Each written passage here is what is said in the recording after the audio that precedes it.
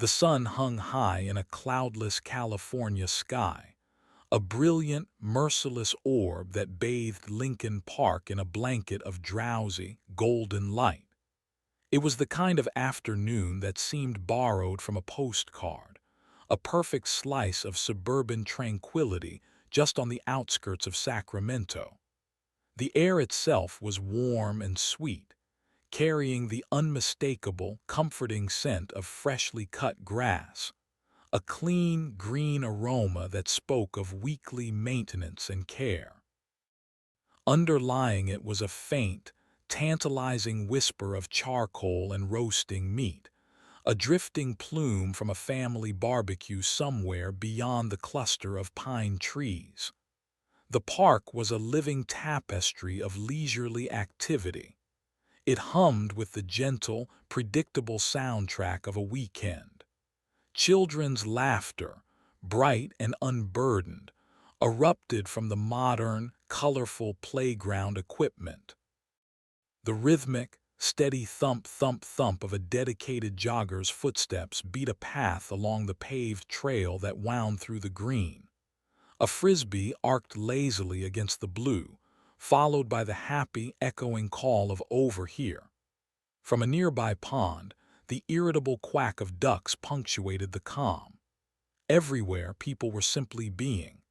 Couples stretched out on checkered blankets, an elderly man patiently teaching his grandson to fly a kite that dipped and dove, a group of friends laughing over a picnic spread. And through this scene of peaceful ordinariness moved Tasha. She walked with a rhythm that was both part of the park's flow and distinctly her own. Dressed in a simple, fitted navy sweatshirt and black joggers, she was visually unremarkable, just another person seeking solace or exercise in the green space.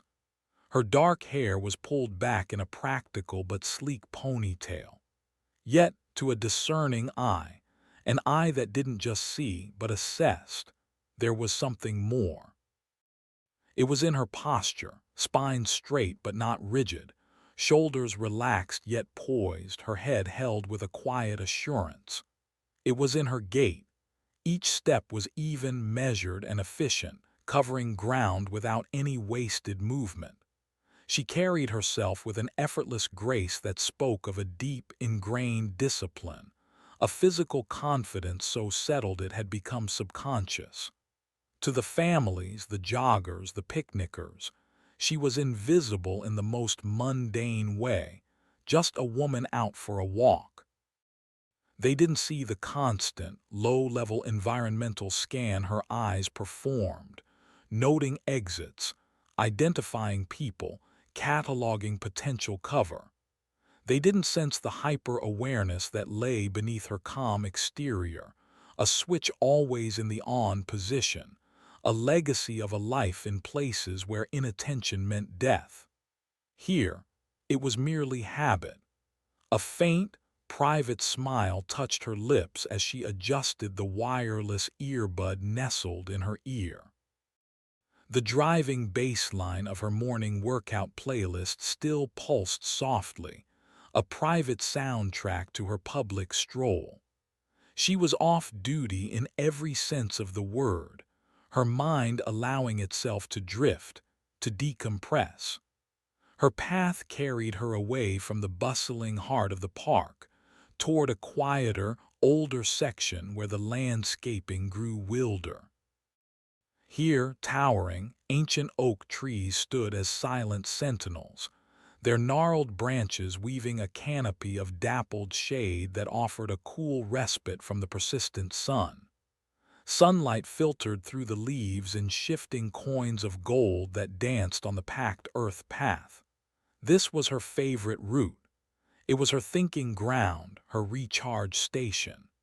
Here, amid the rustle of leaves and the distant, muffled sounds of park life, she could shed the weight of her other world.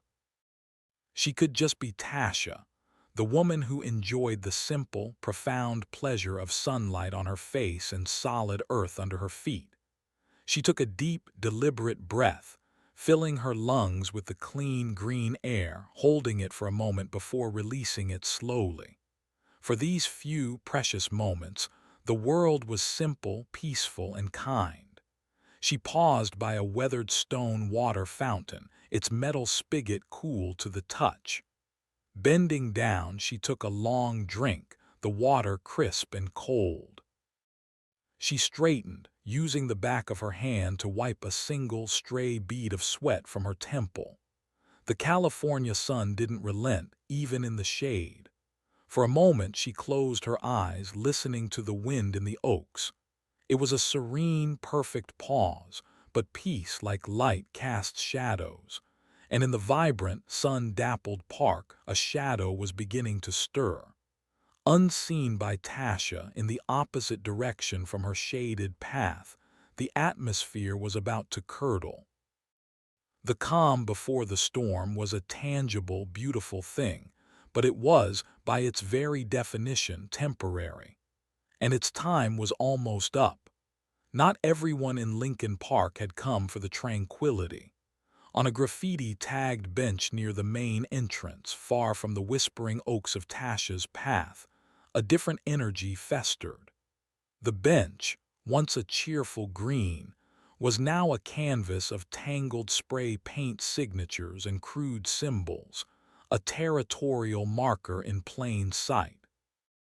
Leaning against it with the practiced slouch of those who claimed public space as their personal lounge were 5 men. Their ages spanned from late teens to mid-20s, but they were unified by a shared demeanor, a performance of swagger that was too loud, too sharp at the edges to be genuine confidence. It was the bravado of the pack, each member amplifying the other's toxicity. Their voices cut through the ambient park noise, not with joy but with a grating, aggressive volume. One, a heavy-set man with close-cropped hair and thick forearms, was recounting a story, his gestures broad and intimidating even in narrative. He shoved the shoulder of the guy next to him for emphasis, a laugh booming from his chest that held no warmth. That guy, lanky and perpetually sneering, shoved back, and the exchange briefly escalated into a mock scuffle that knocked a discarded soda can clattering across the pavement. They weren't playing, they were posturing, and everyone nearby was their unwilling audience. A mother pushing a stroller altered her course sharply, giving them a wide berth, her eyes fixed ahead. An elderly couple on a nearby bench gathered their things and moved away without a word, their quiet conversation dying. The message was clear, and it was one the group thrived on. We are here. You are uncomfortable. Good. For months, this had been their pattern. They were a known, grumbling footnote in the neighborhood, not sophisticated criminals, but petty tyrants of the park. Their game was intimidation, their currency the fear and discomfort of others. They targeted those who looked vulnerable, who seemed unlikely or unable to fight back. The elderly, the alone, the different. Their leader wasn't the heavy-set one, though he provided the bulk. The leader was a wiry man named Kyle, with a shaved head that gleamed in the sun and a tapestry of amateur tattoos crawling up his sinewy forearms. His authority came from a colder, more calculating place. While the others roared, he watched. His eyes, a pale, washed-out blue, were constantly moving, assessing, looking for the crack in the day's peace where they could insert their chaos. He fed off the deference his crew showed him, off the wary glances from passers-by. It made him feel powerful in a life that offered little else. "Place is dead today," the lanky one, Dex, muttered, flicking a cigarette butt into the grass. "Bunch of normies. Need to liven it up," rumbled the heavy-set man, Leo, cracking his knuckles. Kyle didn't answer immediately. His gaze swept across the park like a searchlight. It passed over families, groups of friends, couples, too many witnesses, too much cohesion. Then his scan landed on a solitary figure moving toward the older part of the park. A woman, alone. A slow, thin smile spread across his face. It wasn't a pleasant expression. It was the look of a hunter who has just sighted prey that fits the exact profile. "There," Kyle said, his voice low, nodding his head in Tasha's direction. The group's attention coalesced. 4 sets of eyes followed his lead, tracking Tasha's progress as she paused at the distant water fountain. "Think she's too good for this place." Dex sneered, noting her steady, purposeful walk. "Looks like she thinks she's better than us," Leo echoed, the phrase a ready-made justification in their playbook. Kyle pushed himself off the bench. "Watch this," he said, the sentence dripping with malicious promise. It was the cue. The game was afoot. As Tasha continued her walk, vanishing slightly into the dappled shade of the oak grove, the group stirred from their perch. Their movement was casual, a loose amble, but its direction was deliberate. They fell into a familiar, unspoken formation. Kyle in the lead, Leo and Dex flanking him, the 2 quieter ones.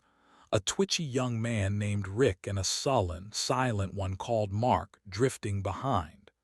They were a cloud of negative intent moving against the park's cheerful current. They didn't hurry. The anticipation was part of the fun. The exchange of knowing glances, the low snickers, the flexing of shoulders. It was all a ritual of escalation. They fed off each other's rising aggression, each comment, "Where's she off to in such a hurry? Probably thinks she owns the path," winding the spring tighter. To them, Tasha was not a person. She was an object, a prop in their drama of dominance. Her solitude was an invitation. Her apparent peace was a provocation. Her very existence in their line of sight was a challenge to their self-proclaimed reign over this corner of the world. In the shade of the oaks, Tasha breathed in the calm, unaware that the storm had been named, had organized, and was now moving with purpose toward her sanctuary. The 2 worlds, one of quiet reflection, one of volatile entitlement, were on a collision course, separated only by a few hundred yards of sunlit grass and the thin, fragile veil of a peaceful afternoon. Tasha's sanctuary under the oaks was a world of filtered light and soft, natural sounds. The bark of a distant dog, the squeak of the playground swings, they were muffled here, softened into a gentle background hum. She focused on the rhythm of her own breathing, in through the nose, out through the mouth, a centering technique as natural to her as blinking. Her playlist had shifted to an ambient instrumental track, the perfect sonic blanket for her quiet retreat. But the training never fully slept. It lived in the subconscious, a silent sentinel. It was in the way her footsteps automatically fell on the soft earth near the edge of the path, leaving the center clear, a habit born from avoiding predictable lines. It was in the slight, periodic turn of her head, not as a nervous tick, but as a systematic visual sweep of her environment. It was during one of these routine sweeps that the silent sentinel stirred. Her gaze, passing over a sunlit break in the trees about 60 yards back, snagged on movement. Not the random, scattered movement of park goers, but a cohesive, grouped formation.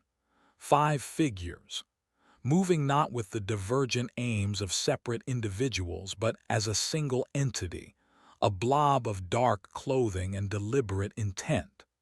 And their trajectory, she plotted instantly with a geometric certainty, was on an intercept course with her position.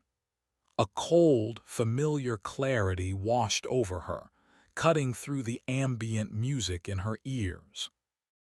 The peaceful, decompressing part of her mind was instantly compartmentalized, filed away. The operator's mind clicked online, sharp and silent. She didn't stop walking. She didn't stiffen. Any overt reaction would telegraph awareness and could accelerate the confrontation. Instead, she subtly adjusted the angle of her head, using the periphery of her vision to maintain observation. Her pace remained steady, but her senses dialed up to a higher register. 5 males, late teens to 20s, grouped tightly, posture aggressive, chests out, shoulders back, chin elevated. She cataloged the data dispassionately. Primary threat indicator, coordinated movement toward a solitary individual. Intent, almost certainly confrontational. She lowered a hand to her pocket, pretending to adjust her phone. With a deft, hidden tap on her smartwatch, the ambient music ceased entirely. Now her hearing was unfiltered. She caught the faint carry of their voices, not words yet, but the tone. It was loud, boastful, punctuated by sharp laughs that carried no humor. She guided her path slightly to the right, toward a broader clearing where the low-hanging branches of a massive live oak provided a natural boundary on one side. Control the terrain. An open field was a vulnerability. A natural choke point or a solid backstop could be an advantage. The giant tree's trunk would prevent anyone from circling behind her unseen. Back on the sunlit grass, the group's focus had narrowed to a laser point. Tasha was no longer an abstract idea. She was a tangible target growing closer with every step. "Yeah, look at her," Dex hissed, a grin spreading across his face. "All focused like she's on some important mission, in a park." Leo cracked his neck side to side, a performative display. "Gonna ask her what the hurry is." Kyle said nothing, his pale eyes fixed ahead, analyzing her the way a cat might watch a bird. He noted her change in direction toward the big tree. Trying to avoid us, he thought, the idea fueling his sense of power. She sees us and she's getting nervous. He mistook tactical repositioning for fear. "She's peeking at us," Rick, the twitchy one, mumbled, his hands shoved deep in his pockets. "Think she's scared?" "She will be," Kyle stated, his voice flat and sure. The distance closed, 40 yards, 30. Tasha could now hear their words clearly. "Think this is her private garden or something." One voice said, another laugh rougher. "We gotta charge her a toll for using our park." The syntax of their taunts was juvenile, but the menace behind them was adult and sharp. Tasha's breathing remained even, her heart rate a steady drum in her chest. She assessed each one in turn as they came into clearer focus. Leader, wiry, front and center. Potential primary physical threat, the large one on the right. Agitator, the lanky one. 2 followers, one anxious, one silent. Prioritize the leader and the large one to break group cohesion. She arrived at the broad clearing near the giant oak, pausing as if to admire the view. In reality, she was finalizing her mental map. Escape routes. Main path to the north, less optimal, leads toward the playground, bystander risk. Alternative, narrow trail east between hedges but unknown exit. Stand ground here. Terrain favorable, open sightlines for witnesses, solid backstop tree. She chose to stand ground. Leaning casually against the rough bark of the oak, she pulled out her phone, holding it as if reading a message. The screen was dark. It was a prop, allowing her to watch their approach from under her lashes without making direct eye contact. A submissive signal in primate behavior that might, wrongly, encourage them. She needed them to commit, to reveal their hand fully. The group fanned out slightly as they entered the shaded clearing, a semi-conscious maneuver to envelop her. The sound of their footsteps on the dry leaves changed the soundscape.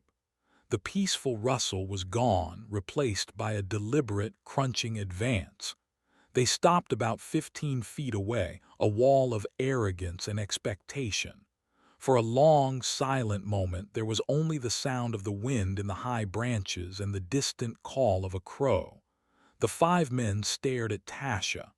Tasha, appearing engrossed in her phone, observed everything. The silent sentinel had completed its assessment. The tactical picture was clear. The peaceful afternoon was officially over. The first, crucial phase, detection and assessment, was complete. The next move was theirs, but the next action, she knew with icy certainty, would be hers. She waited, a statue of calm in the dappled light, as the threat solidified before her. The standoff in the clearing was a tableau of opposing forces. On one side, the five men, a knot of restless, predatory energy. On the other, Tasha, a study in composed stillness against the ancient oak. The air, once filled with the scent of damp earth and leaves, now seemed to tighten, charged with the static of impending conflict. Kyle let the silence stretch, savoring it. He interpreted Tasha's averted gaze and phone fixation not as control, but as submission, the classic avoidance behavior of a prey animal hoping the threat will lose interest. It was the reaction he expected, the one that fed his narrative. He nodded almost imperceptibly to Leo. Leo, taking his cue, took a heavy step forward, his voice a deliberate, gravelly boom designed to startle. "Hey, sweetheart." The word was a projectile, laden with false warmth and genuine contempt. It hung in the space between them. Tasha did not flinch. She did not jump. Her head raised slowly as if pulled from a deep thought, and her eyes lifted from the dark screen of her phone to meet Leo's. There was no shock there, no widening of fear. There was only a calm, waiting observation. She didn't speak. She simply looked at him, her expression neutral, a blank page waiting for him to scribble his own foolishness upon it. The lack of reaction threw Leo's script off by a beat. He'd expected a gasp, a fumbled drop of the phone, a stammer.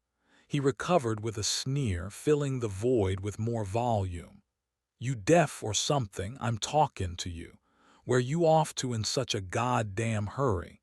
He gestured broadly at the empty path ahead of her. "Got a hot date with a squirrel." This drew the intended chuckle from decks behind him. The sound was brittle in the tense air. Tasha's response was a deliberate, slow blink. Then, with a movement so casual it was unnerving, she reached up and removed the single earbud from her right ear. She didn't put it away. She let it dangle by the wire against her sweatshirt, a silent, dismissive signal. "I have chosen to hear you. It is not a privilege you have earned. It is a tactical decision." She still said nothing. Her gaze shifted from Leo, scanning over each of the other four, acknowledging their presence as one might note the features of a room. A window here, a door there. A potential obstacle here. Kyle felt a prick of irritation. This wasn't going to the script. The fear wasn't manifesting. He watched her eyes. They weren't darting in panic. They were cataloging, measuring. A sliver of uncertainty, cold and thin, wormed its way into his gut. He crushed it immediately with anger. Who does she think she is? "Cat got your tongue, princess." Dex chimed in, leaning to the side to try to force her to look at him. "Or you just too good to talk to us?" Tasha's eyes settled back on Kyle. She had identified the source. She spoke then for the first time. Her voice was not loud, but it was clear, pitched to cut through their bluster without straining.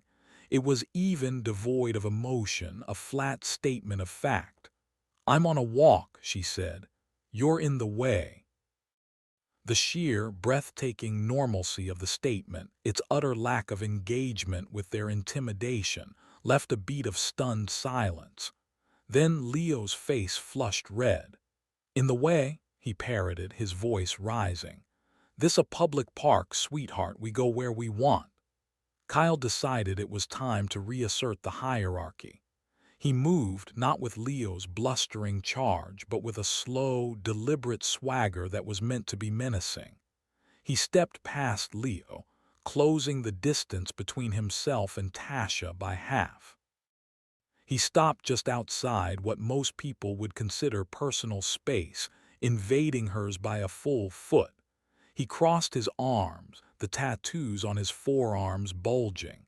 "My friend here asked you a question," Kyle said, his voice dropping into a low, conversational tone that was far more threatening than Leo's shout. "Seems kinda rude to just ignore him. We're just trying to have a conversation, make some new friends."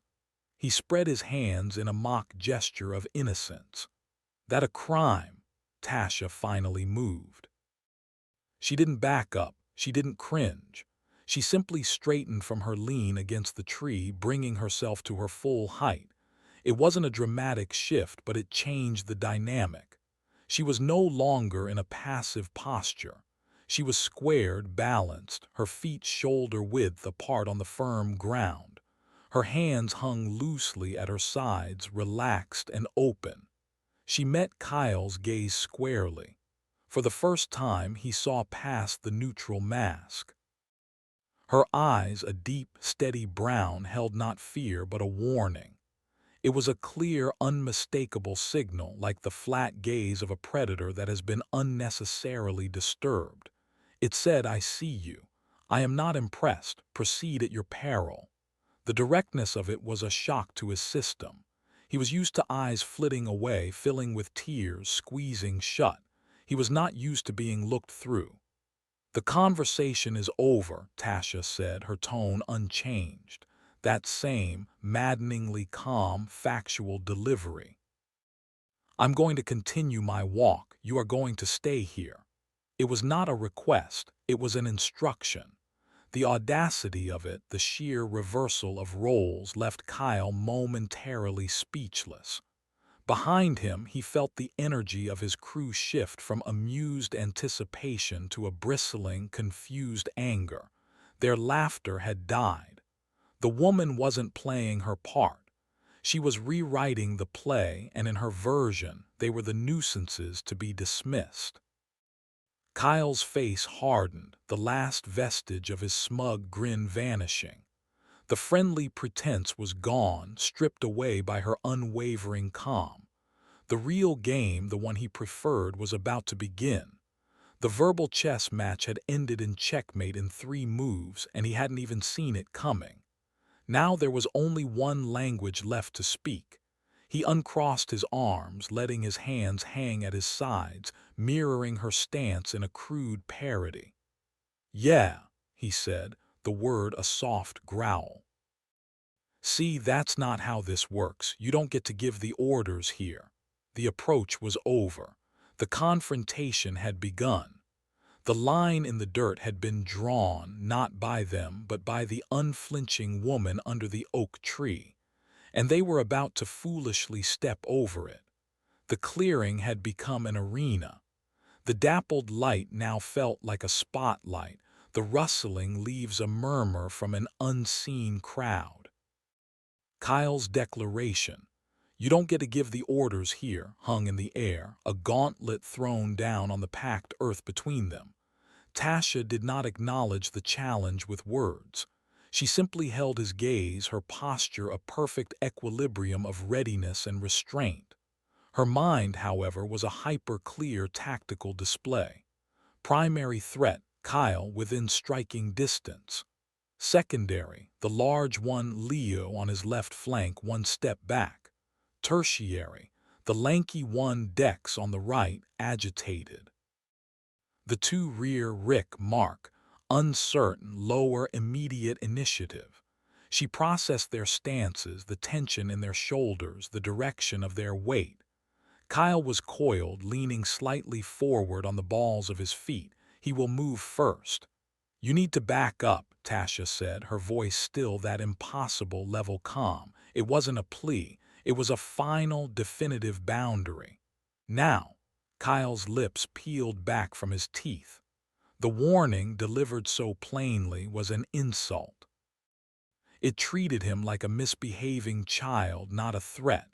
It stripped away the last shred of his performative control. The cold uncertainty he'd felt earlier was now a boiling anger. Or what? He hissed, taking another half-step forward. He was now well inside the distance any self-defense instructor would label the danger zone. His breath, sharp with the stale tang of old coffee, was audible. "What you gonna do, sweetheart? Huh?"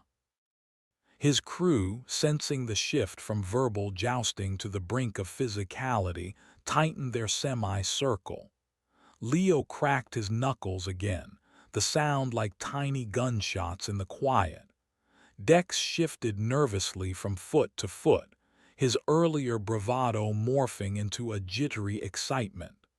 Rick, the twitchy one, was whispering something to the silent Mark, who just stared, his expression unreadable.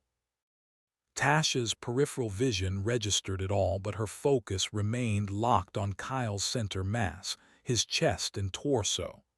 The hands and feet could faint, the core would betray the true intention.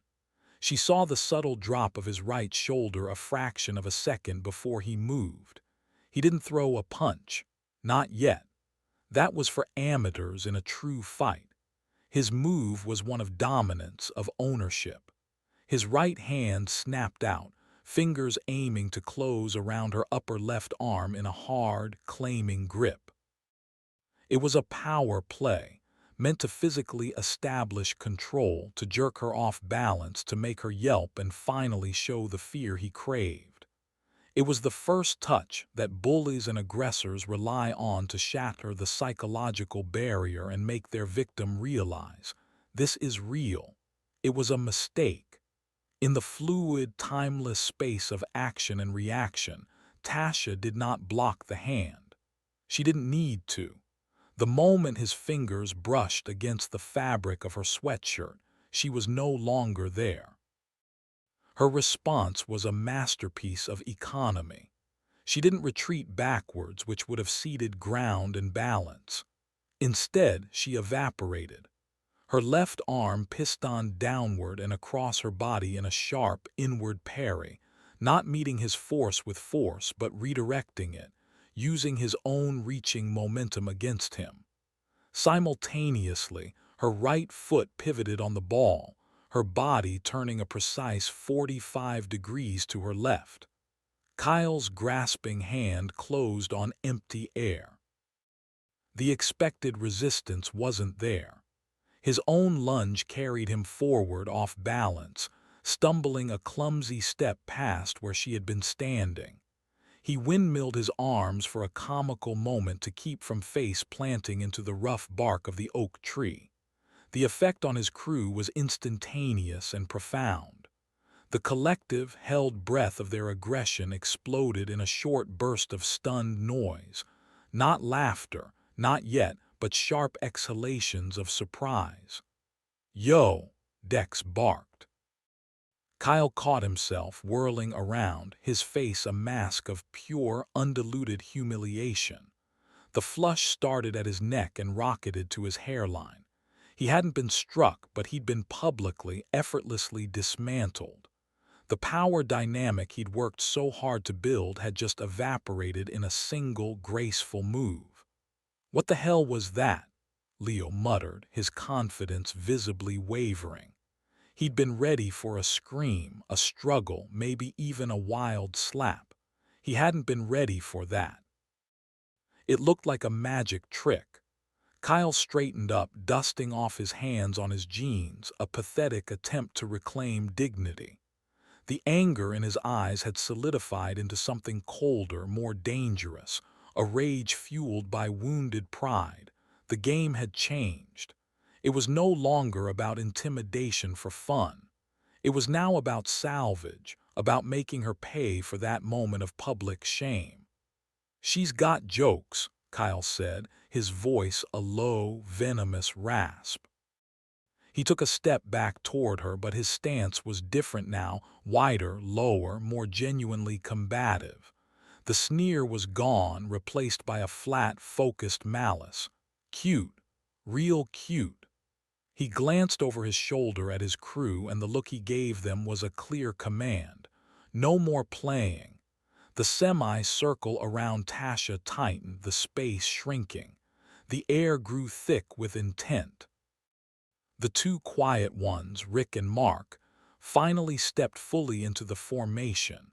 Their earlier hesitation burned away by the need to rally behind their humiliated leader. They were no longer 5 individuals harassing a woman. They were a pack closing in for the kill. Tasha had settled back into her ready stance, her hands now slightly raised, palms open and facing them, a universal gesture of both non-aggression and preparation. Her breathing was still controlled, her heartbeat a steady, powerful drum in her ears.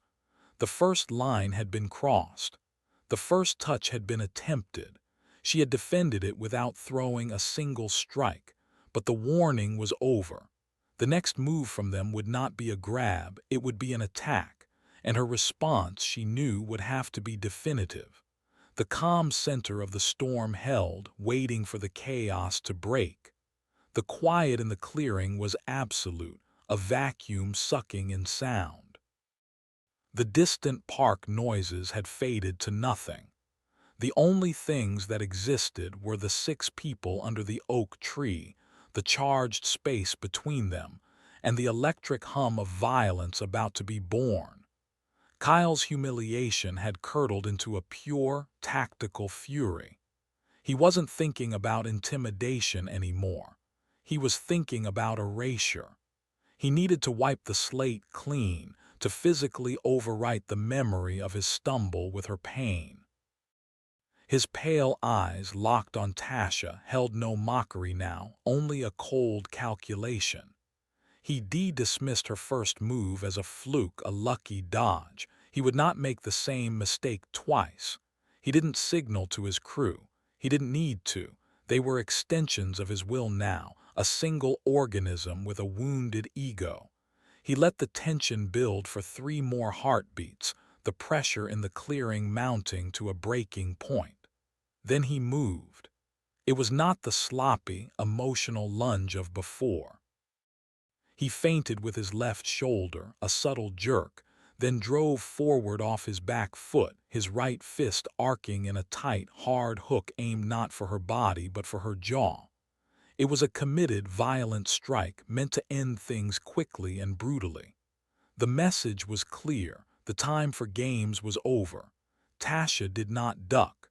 She did not flinch away. Her training had long ago distilled combat into geometry and physics.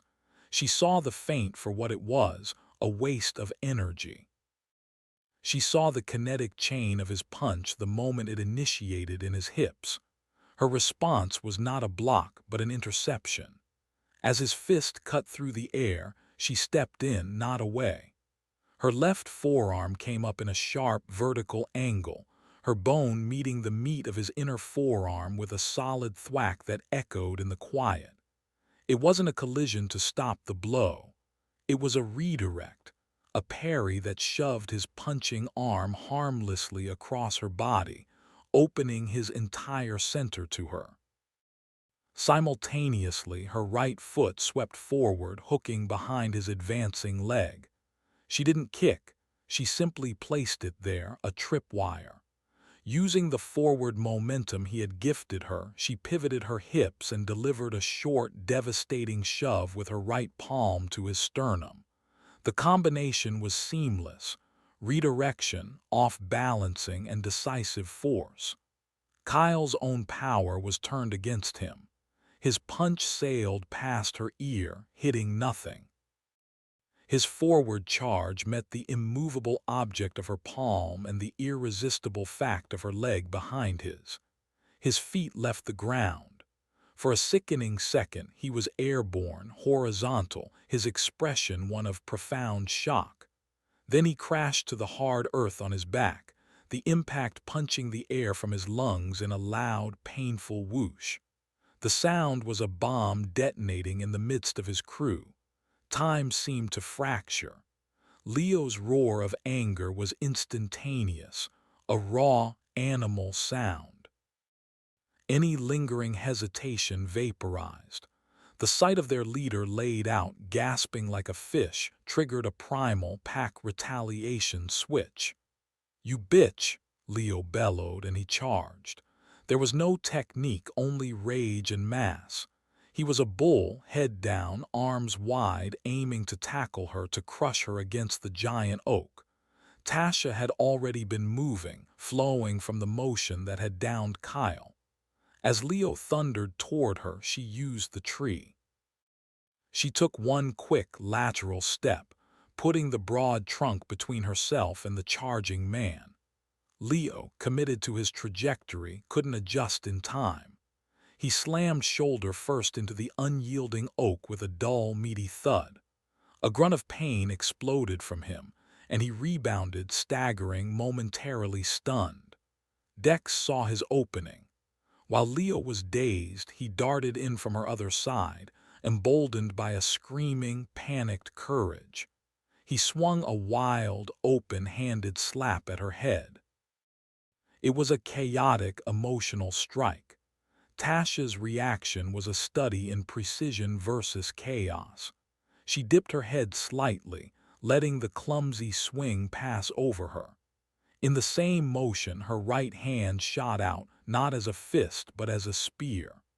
Her stiffened fingers, aligned and driven by her shoulder, struck like a piston into the nerve cluster just below Dex's armpit, where his arm met his torso. It was not a fight ender, but a system disruptor. A bright, electric lance of agony shot down Dex's arm and up into his neck. He didn't cry out, he squealed, a high-pitched, involuntary sound of pure neurological shock. His entire right side went momentarily numb and weak. He stumbled back, clutching his deadened arm, his face a mask of confusion and pain. The entire sequence from Kyle's punch to Dex's retreat had taken less than 7 seconds. The clearing was now a scene of disarray. Kyle was on his back, wheezing, trying to suck air into his paralyzed diaphragm. Leo was leaning against the tree, blinking, clutching his throbbing shoulder. Dex was bent over, cradling his arm, whimpering. Rick and Mark, the two who had hung back, stood frozen. The script they knew, crowd, threat, and overwhelm, had been torn to shreds. They were staring not at a victim, but at a force of nature. Tasha had barely moved from a small circle of ground. She hadn't thrown a single haymaker, hadn't screamed, hadn't even broken a sweat. She had simply dismantled them, with the calm efficiency of a mechanic disassembling a faulty engine. Tasha had regained her centered stance. Her breathing was slightly elevated now, a controlled in and out through her nose. Her eyes were on the two standing men, Rick and Mark. She pointed at them with 2 fingers of her left hand, a clear, direct, non-verbal command: stay back. The message was received. They didn't move. The fight had gone out of them, replaced by a dawning, terrifying comprehension. On the ground, Kyle finally dragged in a ragged, shuddering breath. The pain in his chest was immense, but it was secondary to the molten fury of his humiliation. He rolled onto his side, pushing himself up on one elbow. He looked at his crew, one crippled by a numb arm, one dazed from a tree, 2 rooted in terror, and then at the woman standing calmly among them. His voice, when it came, was a strangled, breathless rasp, but it was laced with a terrible realization. She's trained. The words hung in the air, the final, belated piece of the puzzle clicking into place for all of them. But the realization had come far, far too late. The first move had been made, and it had ended not with her submission, but with their utter, shocking defeat. The quiet that returned was not the tense quiet of before, but the stunned, hollow quiet of aftermath. The revelation, "she's trained," echoed in the ringing silence, a diagnosis delivered far too late. The dynamic was irrevocably shattered. The five men were no longer a cohesive pack. They were scattered pieces, injured, confused, and leaderless. But Kyle's wounded pride was a more powerful driver than wisdom. Gasping on the ground, the taste of dirt and humiliation in his mouth, he could not accept the new reality. The audience, his own crew, the potential of hidden onlookers, demanded a different ending. With a guttural groan, he shoved himself to his knees, then to his feet. His chest screamed in protest, but the adrenaline of rage was a potent anesthetic. His eyes, bloodshot and wild, found Tasha. She stood in her ready stance, a calm monolith amidst their chaos. She wasn't advancing, wasn't gloating. She was simply waiting, a guardian who had defended her ground and was prepared to do so again. This passive dominance was the ultimate insult. "Get up." Kyle snarled at his crew, the command ragged but fierce. "She's one woman, you letting this happen?" His words were a weak spark, but they landed on the driest tinder, Leo's bruised ego. Shaking the stars from his vision, Leo pushed off from the tree. The pain in his shoulder focused his anger into a single, burning point. Dex, still cradling his tingling arm, looked between Kyle and Tasha, fear and a twisted sense of loyalty warring on his face. Rick and Mark exchanged a terrified glance, but the pressure of the pack, the shame of running from a single person, kept their feet rooted. They began to close in again, but the circle was broken, their movements hesitant and uncoordinated. This was no longer an envelopment. It was a desperate, piecemeal counter-assault. Leo came first again, smarter this time, but not smart enough. He feinted a clumsy punch with his left, then tried to rush in low, aiming to wrap his arms around Tasha's waist in a grappling tackle. It was a brute force solution from a brute force man. Tasha flowed with the attack. As he dipped his head and lunged, she shifted her weight onto her back foot. Her left knee came up in a sharp, precise motion, not a wild kick, but a controlled check. It connected solidly with the top of his shoulder, the same one he'd smashed into the tree. A fresh wave of agony rocketed through him, halting his charge dead. Before he could react, her hands came down on the back of his neck, not with crushing force, but with guiding, downward momentum. She used his own forward drive to slam his face toward the ground. Leo's instincts took over. He threw his hands out to catch his fall, collapsing onto all fours, disoriented and wheezing. Dex, seeing Leo fall, let out a shriek of panic-driven aggression. His right arm was useless, so he swung a frantic, looping left hook with his non-dominant hand. It was slow, telegraphed, and off balance. Tasha didn't bother with a complex counter. She simply deflected the slow-moving arm inward with her forearm, stepped inside its arc, and delivered a short, powerful elbow strike to his solar plexus. It was a concussive, air-stealing blow. All the panic and anger whooshed out of Dex in one breathless gasp. He folded in half, dropped to his knees, and then rolled onto his side, curling into a fetal position, fighting to inhale. 3 down. Kyle, driven by pure, unadulterated fury, charged not at Tasha but past her, aiming to shove her from behind while she was seemingly distracted. It was a cheap, cowardly move born of utter tactical bankruptcy. Tasha had never lost awareness of him. She didn't turn. She simply dropped her center of gravity, bending her knees as his hands made contact with her back. Instead of resisting the push, she absorbed it, rolled her shoulders forward, and used his momentum. It was a basic judo principle, using the enemy's strength against him.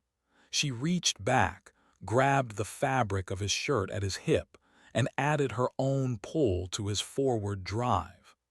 Kyle flew.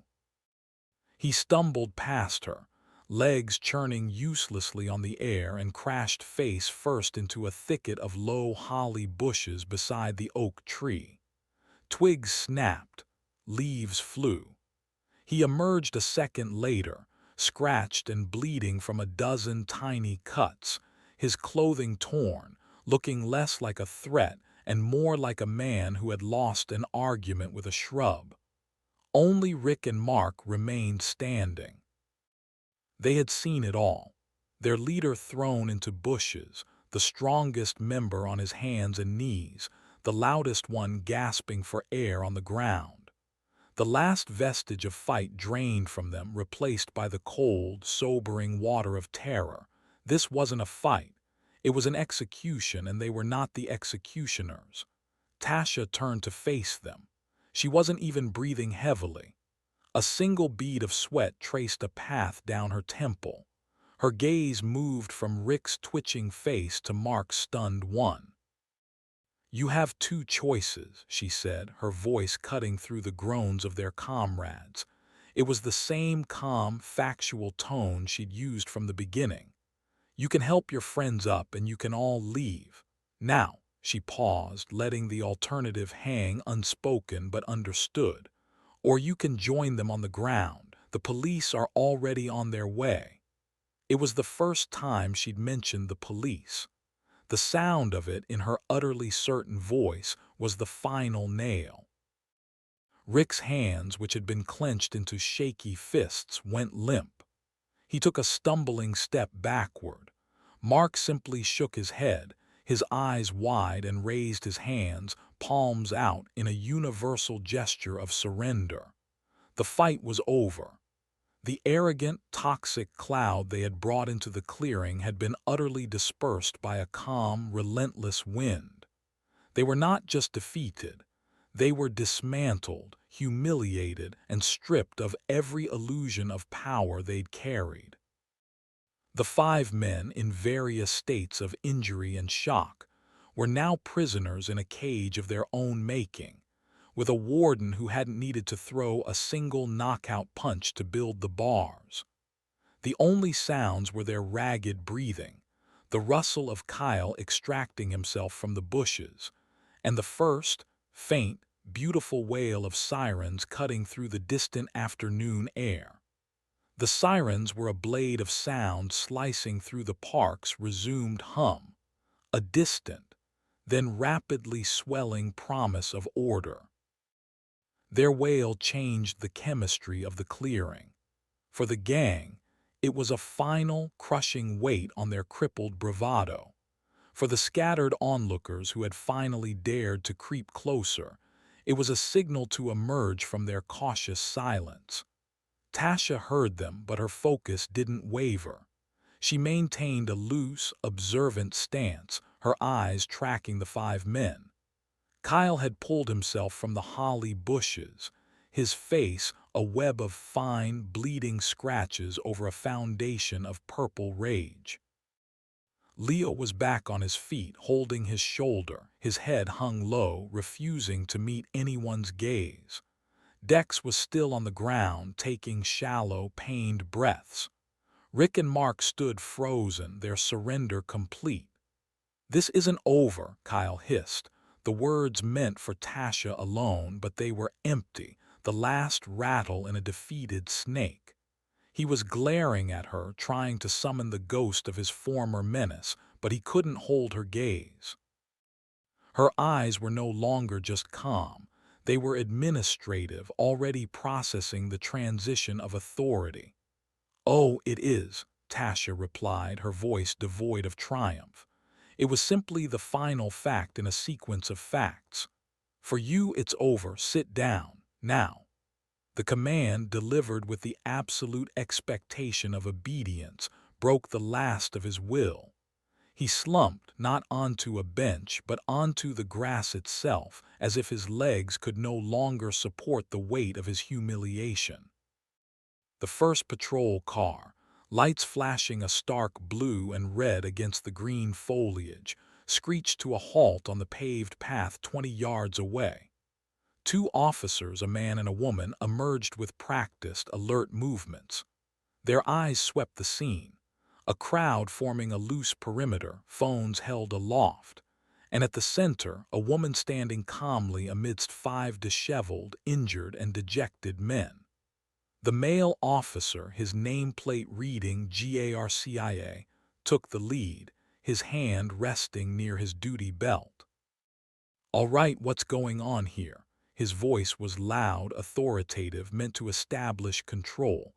A torrent of voices erupted from the crowd. They attacked her. She defended herself. It was 5 against 1. "You should have seen it." Officer Garcia held up a hand, silencing the chorus. His partner, Officer Chen, moved to the side, her eyes analytically scanning each person on the ground. Garcia's gaze landed on Tasha. She was the only one standing tall, composed, her hands visible and relaxed. The picture was incongruous. "Ma'am," Garcia said, stepping closer, "can you tell me what happened?" Before Tasha could speak, Kyle found a reservoir of desperate bluster. He pointed a shaking finger at her. "She attacked us for no reason. Look at us." His voice was a wounded bleat. "We were just talking and she went crazy." The crowd erupted in protests again. "Liar! They surrounded her." Officer Chen's eyes narrowed. She looked at the men's injuries, the scratches on Kyle's face from the bushes, the way Leo favored his shoulder, Dex's respiratory distress. They were not the injuries of a berserk, unprovoked assault. They were the injuries of people who had overreached and met catastrophic resistance. Tasha waited for the noise to subside.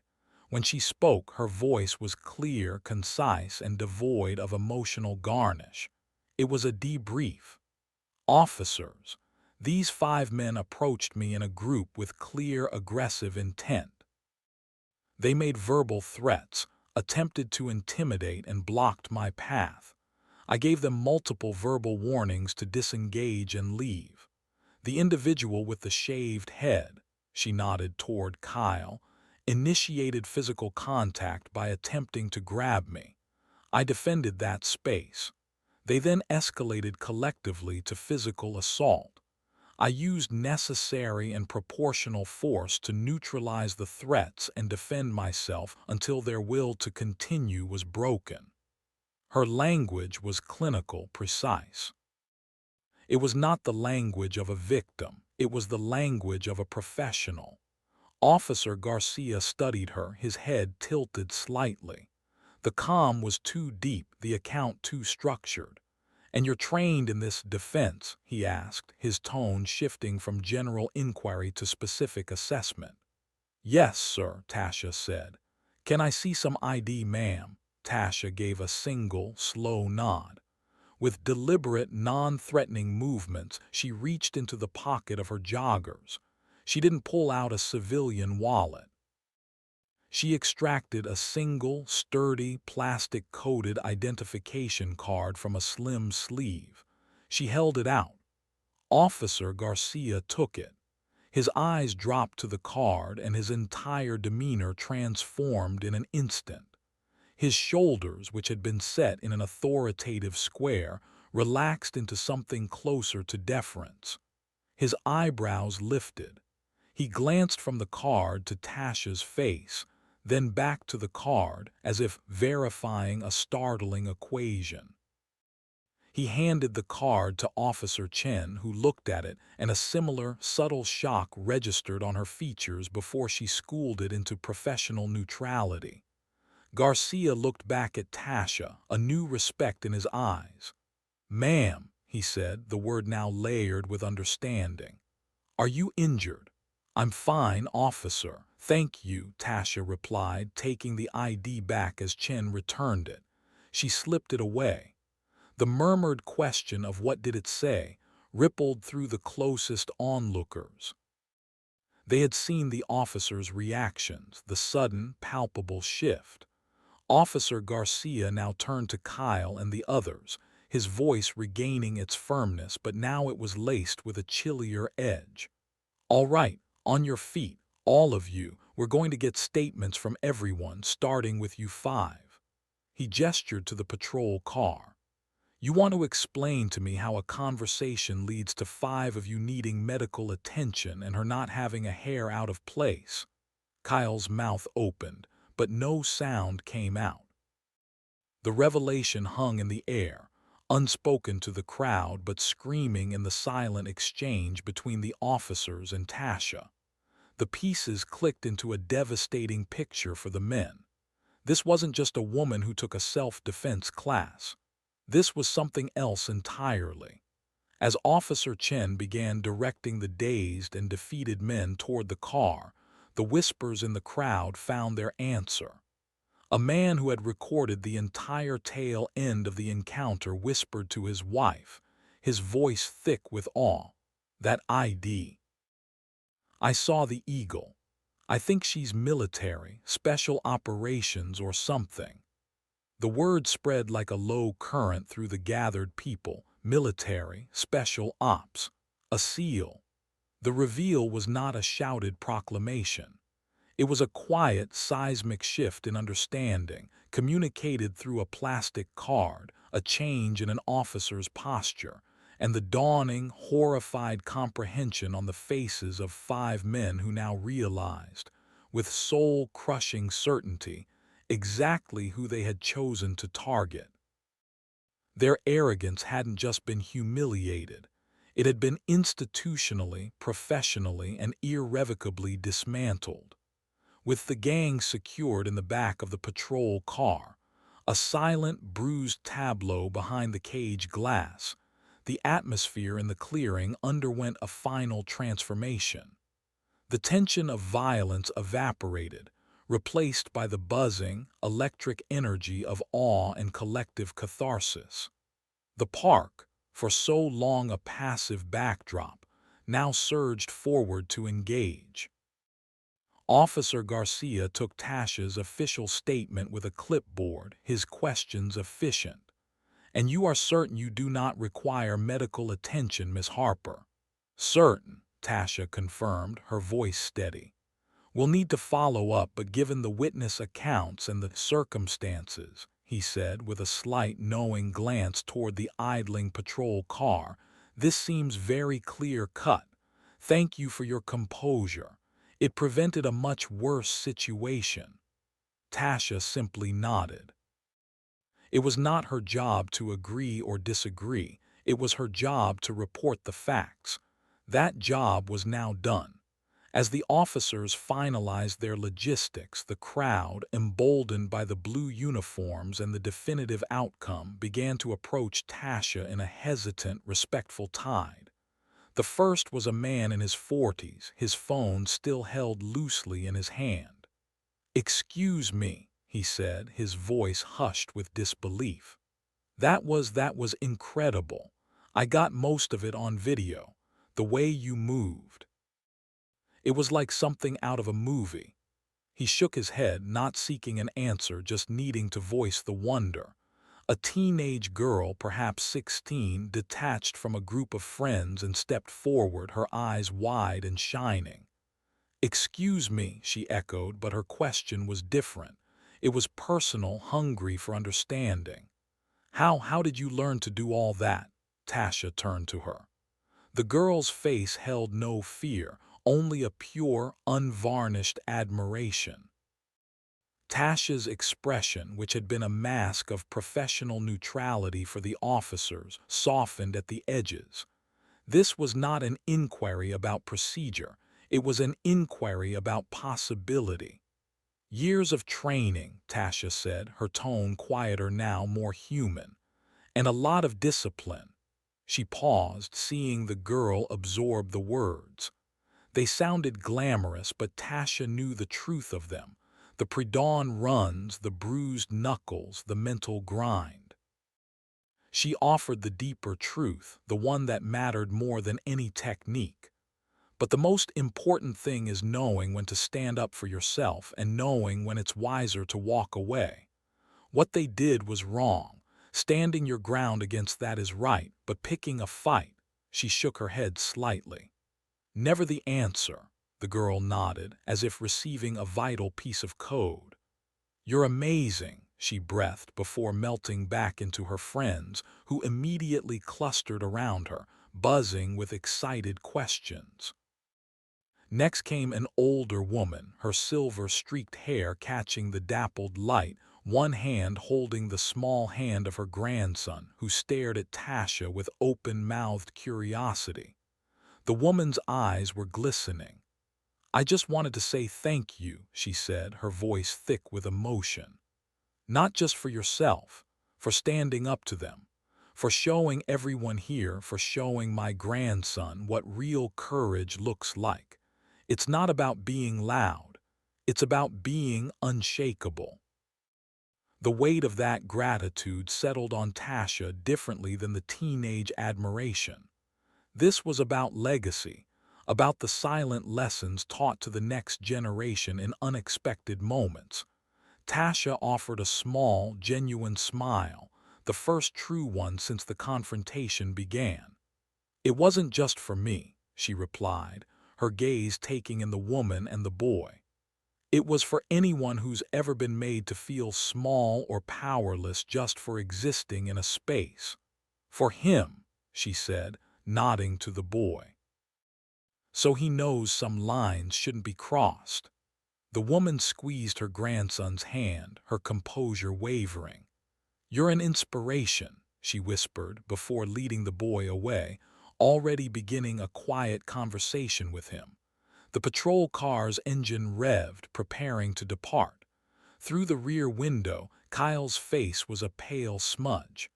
As the car began to slowly roll forward, his eyes locked with Tasha's one last time. Rage had burned down to a cold, impotent ember of hate. His mouth moved, forming words the glass swallowed. But Tasha read them on his lips. This isn't over. She held his gaze as the car pulled away, her own expression unchanging. When it had vanished down the path, she turned her attention back to the thinning crowd, the shared moment of drama passing into anecdote. Officer Chen gave her a final nod. "We have your information, Miss Harper. Try to enjoy the rest of your day." The official world disengaged. The park, slowly but surely, began to reclaim its ordinary rhythm. The distant laughter from the playground sounded again. A jogger who had stopped to watch resumed her pace. Life moved on. But for Tasha, standing alone once more in the clearing, the adrenaline that had been a steady, silent hum in her veins began to recede. In its wake came not exhaustion, but a profound, quiet resolve. The physical confrontation was trivial, a fleeting kinetic puzzle. The aftermath, the stunned admiration, the heartfelt thanks, the young girl's searching question, that was the real event. It was a mirror held up, reflecting not just who she was, but the symbol she had without ever intending to become. She was no longer just Tasha Harper on a walk. To these people, she was a living lesson in agency, in the potent, silent power of trained resolve facing down untrained aggression. The weight of that was heavier than any opponent and far more meaningful. The gang had been dealt with, but the echoes of her actions, she understood, were just beginning to ripple out into the world. The last of the onlookers drifted away, their murmured conversations blending back into the park's ambient soundtrack. The blue and red flashes were gone, replaced by the steady, golden wash of the late afternoon sun. Tasha stood alone in the clearing, but the space felt different now. sanctified not by peace, but by consequence. She walked slowly to the weathered wooden bench that faced the giant oak, the site now a silent monument to the confrontation. She sat, not with the fatigue of exertion, but with the deliberate posture of someone processing a shift in reality. The rough wood was warm under her palms. She let her head tilt back, closing her eyes, not to sleep, but to listen. The sounds were the same as before. The rustle of the high oak branches, the far-off shriek of a playing child, the rhythmic thump of a basketball from a distant court. But she heard them differently now. They were no longer the simple notes of a peaceful day. They were the components of a fragile equilibrium, an equilibrium that ignorance and malice could disrupt in a heartbeat, and that courage, wielded with precision, could restore just as fast. Her mind replayed not the fight. Those movements were muscle deep and already filed away, but the faces. The teenage girl's eyes, wide with the discovery of a new kind of strength. The older woman's tearful gratitude, seeing in Tasha a protector for her grandson's future. Even the man with the phone, his view of the world subtly altered by witnessing the underdog myth not just fulfilled, but executed with calm mastery. "How did you learn to do all that?" the girl's question echoed. The answer she'd given was true but incomplete. Learning the how was a matter of time, sweat, and repetition in sterile training environments. The why was something else entirely. It was the choice, made every single day, to cultivate strength not as a weapon of first resort, but as a shield of last resort. It was the choice to carry that strength quietly, to walk through the world with the humility of a guardian, not the arrogance of a gladiator. And when the moment came, it was the choice to use that strength not for vengeance, but for definitive, proportional correction, to re-establish the boundary of safety that had been violated. She opened her eyes, watching a sparrow land on the path, pecking at nothing. It was unafraid. The toxic cloud had dissipated. The sanctuary was restored. Her actions had cleansed the space not just for herself, but for every sparrow, every child, every person who would use this path after her. This was the ripple effect. It wasn't about fame or viral videos.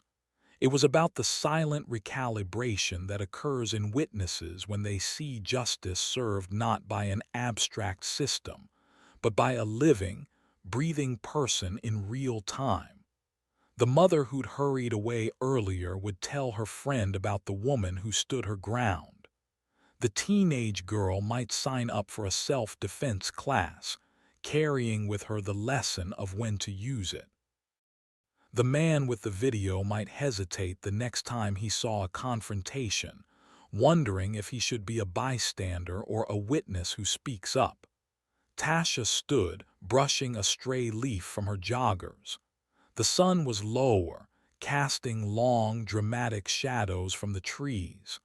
Her afternoon had been irrevocably altered, yet her purpose felt clearer. She began to walk, not back the way she came, but completing the loop of her intended route. Her footsteps were the same, steady, measured, but the woman taking them was deeply reaffirmed. She thought of the men in the patrol car. Their journey now was into the cold, bureaucratic light of the justice system, a world of fingerprints and charges where their bluster would be met with dispassionate procedure. Their humiliation was complete, a lesson written not just in bruises, but in legal paperwork. For them, the story ended with a slam of a cell door. For everyone else in the park that day, a new story had begun. As she reached the edge of the oak grove, stepping back into the broader, sunlit lawn of the main park, the normality was almost jarring. Families packed picnic baskets. A couple flew a kite. The world had not stopped. Her battle was a minor tremor in the day's fabric, already being woven over by the steady rhythm of ordinary life. And that was as it should be. She paused at the park's exit, looking back one final time. The clearing was empty, quiet, just a patch of shade under an old tree, but the air seemed to hum with a quiet potential. It was a place where something important had happened, where the line between victim and victor had been redrawn by calm competence, where 5 men learned a hard lesson about judgment, and a community learned a powerful lesson about courage. Tasha turned and walked out onto the sidewalk, merging with the flow of people heading home. She carried no visible trophy, bore no mark of victory, but she carried the quiet, unshakable knowledge that sometimes the most profound battles aren't fought in distant war zones, but on familiar ground in broad daylight.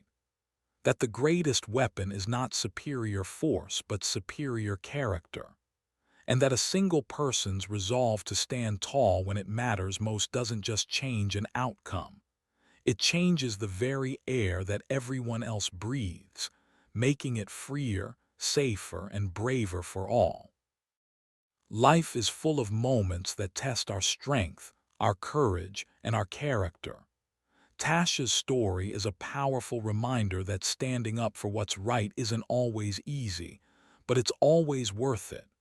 Her courage wasn't in seeking a fight, but in ending one, decisively, proportionately, and with a calm power that turned arrogance into accountability. If her strength inspired you, share this story. Let others know that one person's bravery can create a ripple effect that empowers an entire community. Don't forget to subscribe for more stories that remind us of the power of resilience, the dignity of discipline, and the profound impact of standing tall in the face of adversity.